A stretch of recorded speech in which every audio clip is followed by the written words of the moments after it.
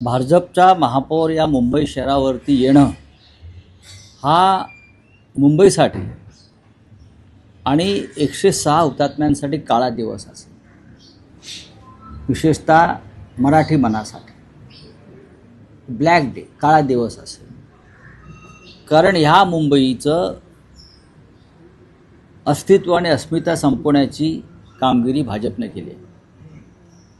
ही मुंबई भविष्यात उद्योगपतींच्या हातामध्ये दिली जाईल पूर्णपणे. भारतीय जनता पक्षाची भूमिका कायम मुंबई स्वतंत्र करावी या विषयाशी संबंधित आहे. महाराष्ट्राच्या अखंडतेविषयी भारतीय जनता पक्षाची वेगळी मत आहे. अशा वेळेला महाराष्ट्राच्या राजधानीवर एकनाथ शिंदे यांच्या मदतीनं भारतीय जनता पक्षाचा महापौर येणं